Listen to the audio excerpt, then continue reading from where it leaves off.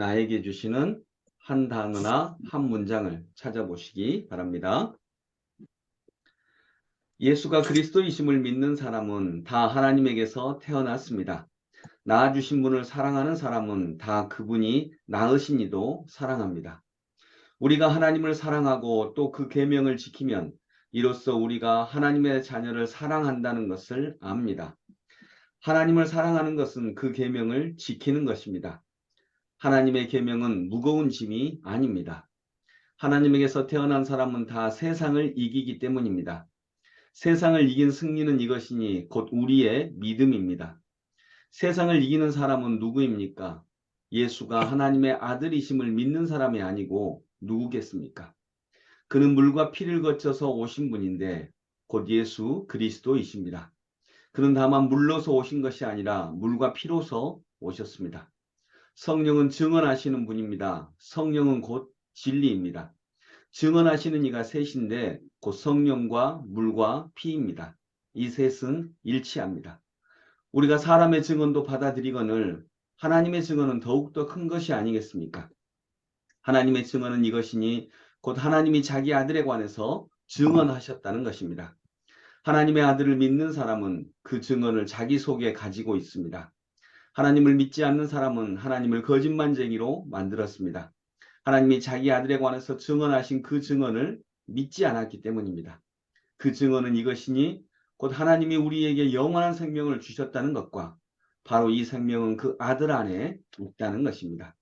그 아들을 모시고 있는 사람은 생명을 가지고 있고 하나님의 아들을 모시고 있지 않은 사람은 생명을 가지고 있지 않습니다. 아멘. 네.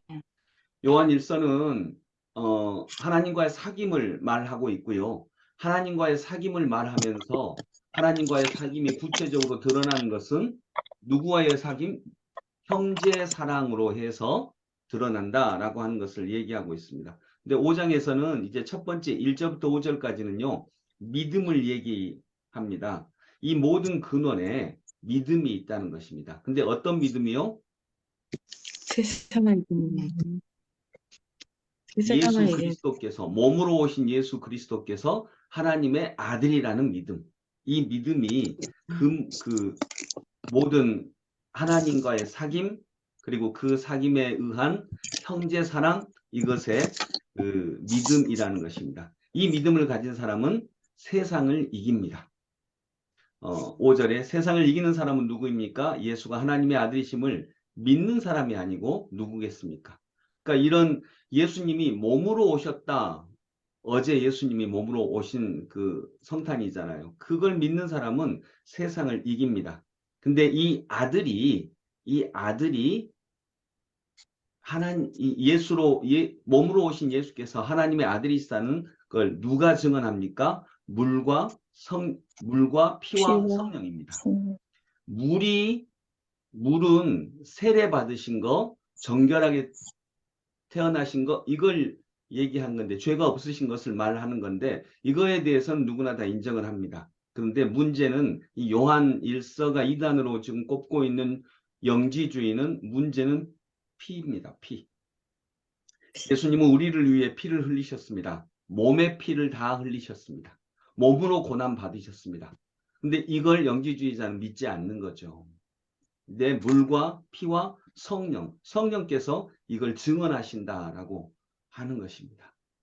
이것이 하나님이 몸으로 오신 예수께서 하나님의 아들이시다라고 하는 증언을 하고 계시는 것입니다. 11절에 그 증언은 이것이니 곧 하나님이 우리에게 영원한 생명을 주셨다는 것과 바로 이 생명은 그 아들 안에 있다는 것입니다. 그 아들을 모시고 있는 사람은 생명, 영생을 가지고 있고 예수님이 몸으로 오셨습니다. 우리도 신앙생활을 구체적인 몸으로 할 수 있기를 원합니다.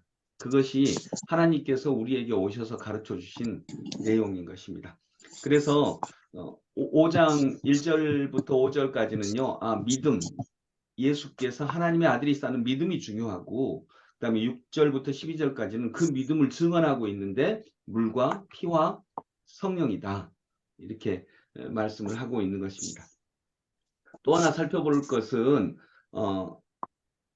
5장의 초반절에도 강조하는 것은 3절에 보면 하나님을 사랑하는 것은 그 계명을 지키는 것입니다. 하나님의 계명은 무거운 짐이 아닙니다. 이게 계속 반복이 되고 있는데 하나님을 사랑하는 사람은 하나님의 계명을 지킨다 그랬어요. 근데 그 하나님의 계명이 뭘까요? 구체적으로 여기서 말하는 하나님의 계명. 형제 사랑. 그렇습니다. 형제 사랑입니다. 요한 1서는 계속 그걸 강조하고 있습니다. 여기서 말하는 하나님을 사랑하는 사람은 하나님의 계명을 지키는데 그 하나님의 계명은 형제 사랑입니다. 그 계명 중에 핵심을 형제 사랑으로 보고 있어요. 왜 그럴까요? 영지주의 이단은 몸으로 하는 사랑, 이걸 그렇게 중요하게 생각하지 않았기 때문입니다. 영적 지식만 있으면 된다, 이렇게 생각하고 형제가 어려움에 처할 때에도 그 어려움을 전혀 돌보주지 않았습니다. 그건 중요한 것이 아니라고 생각하면서 그래서 그 형제 사랑을 지키는 것입니다. 그것이 하나님을 사랑하는 것인데 하나님의 계명은 무거운 짐이 아닙니다. 이렇게 3절에서 말하고 있습니다. 오늘 말씀은 사랑하라는 계명을 지키는 것이 무거운 것이 아니라고 합니다. 말씀을 지키는 것은, 사랑하는 것은 무거운 것이 아니라고 합니다. 근데 여기서 무거운 것이 아니다라고 하는 것은 누구든지 잘 지킬 수 있다, 쉽다 이 말이 아니고요. 어렵죠. 네, 쉽다는 말이 아니라 여기서 무거운 짐이 아닙니다. 이 말은 기쁜 것이다 이 말입니다. 아프고 슬프기만 한 것이 아니라 기쁜 것이다. 형제를 사랑하는 것은 참 기쁜 것이다. 그런 내용입니다. 여러분, 예수님의 길을 먼저 닦은 사람이 있습니다. 그는 세례 요한이었습니다. 세례 요한은 절제했고 진지했고 불의에 대해서 분노했고 의로운 길을 엄숙하게 걸어갔습니다. 우리가 보통 생각하는 영적인 사람 하면 예수님의 모습보다는요, 세례 요한의 모습이 더 우리가 생각하는 영적인 사람, 종교적인 사람, 거기에 가깝습니다. 주님의 길을 따라간 사람이 있습니다. 또 사도 바울입니다. 그는 열정적이었고요, 철저했습니다. 복음의 열정으로 매를 맞는 길도, 고난의 길을 걸어가는 길도 그는 담대하게 걸어갔습니다. 이 두 분은 정말 위대하신 분들입니다. 그러나 그들이 우리에게서 기쁨을 작아지게 하였습니다. 세례 요한과 사도 바울, 이 두 분은 예언자이십니다. 사도이십니다. 그런데 예수님은 구원자이십니다. 여러분, 세례 요한과 사도 바울, 이분의 뒤를 잘 따라가라 라고 말하면 우리는 그 길이 쉽지 않을 것입니다. 그런데 예수님은 죄인을 부르십니다. 연약한 자들을 부르시고 내 잔치의 자리에 참여하여라. 내가 주는 짐은 가볍고 멍에는 쉽다. 나와 함께 기쁨의 잔치에 참여하라. 이렇게 부르십니다. 그래서 예수님이 구원자이십니다. 우리는 구원자와 함께 기뻐할 수 있습니다. 하지만 예언자 앞에서는 좀 작아지고 왠지 초라해지고 그렇습니다. 구원자와 함께 있을 때는 평안합니다. 쉴 수 있습니다. 웃을 수 있죠. 그러나 요한과 바울 사도님 앞에 서면 왠지 우리 마음속에 내가 이렇게 살아서는 안 될 것 같은데, 좀 더 열심히 열정적으로 진지하고 엄숙하게 살아야 할 것 같은데, 왠지 그런 생각이 들어요. 그래서 삶이 조금씩 막 무거워집니다. 그러나 여러분, 우리의 구원자는 세례 요한이나 사도 바울 선생님이 아니고요. 우리의 구원자는 우리를 죄인인 채로 초대하시는 예수 그리스도이십니다. 구원자이신 주님 앞에서는 삶이 조금 가벼워도 괜찮습니다. 기쁘고 즐겁습니다. 이것이 삶의 핵심이며 즐거움입니다. 그래서 예수께서 구원자이신 것입니다. 여러분, 우리는 태어날 때부터 우리 문화 속에서 왠지 즐거운 시간을 보내면 왠지 그 다음에는 공부를 더 해야 되든지 집안 청소를 더 해야 되든지 그런 식의 대가를 치러야 했습니다. 그래서 기뻐하는 것이 좀 부담스러울 때가 있었던 것입니다. 왠지 우리는 기뻐하면 내가 죄 짓고 있나? 내가 이렇게 살면 안 될 것 같은데, 이런 생각이 또 자연스럽게 들게 태어난 것입니다. 기쁘고 즐겁게 놀고 있으면 이렇게 놀아도 되나? 이런 생각이 드는 거죠. 공부해야 되는 거 아니야? 이런 문화 속에서 자라왔습니다. 그래서 어릴 때부터 행복하거나 기뻐하면 뭔가 잘못된 것은 아닐까 생각하게 배워왔다는 것입니다. 이게 문화였습니다. 휴일에 재미있게 잘 놀고 나면 내가 이렇게 놀아도 되나 하는 질문이 생겼고요. 부모님들이 항상 말씀하셨습니다. 너 이제 놀았으니까 공부해. 이러니까 노는 것이 어떤 대가가 있었고 노는 것이 정말 즐겁지만은 않은 문화 속에서 살아갔습니다. 막 즐겁게 놀고 기쁘게 웃고 이것은 내가 조금 잘못됐나? 이런 생각을 갖게 하는 문화 속에서 살아왔다는 것입니다. 내 행복을 잘못된 것처럼 취급한 것입니다. 아빠가 신문을 읽고 있는데 아이들이 막 그 옆에서 즐겁게 놀아요. 막 뛰어놀면서 막 그래요. 아빠는 신문을 진지하게 읽고 있고. 그러면 되게 어떻게 하죠? 야, 조용히 해. 아빠가 신문 읽고 있잖아. 이렇게 얘기를 하죠. 그 신문 읽는 것이 너무너무나 중요한 일인 것처럼. 근데 실제로 중요한 일은 아이들이 즐겁게 뛰어노는 거거든요. 그러면 아이들이 이렇게 얘기해야 됩니다. 아빠, 신문 읽는 거 그만두면 안 돼요? 라고 이렇게 얘기를 해야 되는데 우리는 반대로 자라온 것이죠. 쉽고 가벼운 삶을 배우지 못했습니다. 그것을 무언가 부족한 것으로 생각하게 되어 왔다는 거죠. 그냥 막 웃는 것은 뭔가 유치하다고 생각하게 배웠습니다.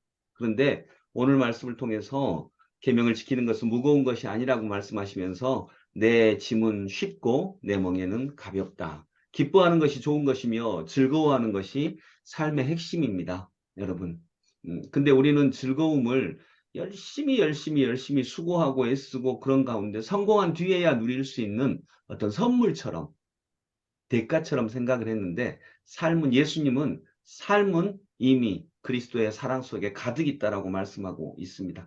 예수님은 기뻐하고 즐거워하셨습니다. 그래서 그분이 구원자이십니다.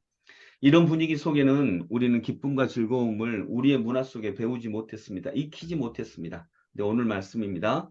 그의 계명들은 무거운 것이 아니로다. 우리 구원자의 말씀이십니다. 내 멍에는 쉽고 내 짐은 가벼움이라. 예, 기도하겠습니다. 하나님 아버지, 저도 그렇고 이 자리에 계신 분들도 그렇고 우리는 이 새벽 기도회를 통해서 기쁨과 즐거움을 배워 가려고 하기보다 이 새벽 기도회를 통해서 우리가 좀 더 거룩해지고 우리가 좀 더 엄숙해지고 진지해지고 그런 생각을 갖고 있습니다. 그것이 잘못된 것이 아닙니다. 나쁜 것도 전혀 아닙니다. 소중하고 귀하고 위대한 것입니다. 그러나 그것과 동시에 우리는 위대한 세례 요한, 위대한 사도 바울과 함께 친밀하게 우리 곁에 기쁨과 즐거움과 웃음으로 다가오시는 예수님의 손도 꼭 붙잡을 수 있도록 인도해 주옵소서. 예수님이 우리의 구원자이십니다. 그분은 오늘 말씀을 통해서도 내 짐은 무거운 것이 아니로다 말씀하십니다. 주의 말씀을 힘들지만 지켜야 돼라고 무겁게만 생각하지 않고 주의 말씀을 지키는 것이 실은 주님과 함께 동행하는 기쁘고 즐거운 걸음인 것을 고백하는 저희들 되게 하여 주옵소서. 예수님 이름으로 기도드립니다. 아멘.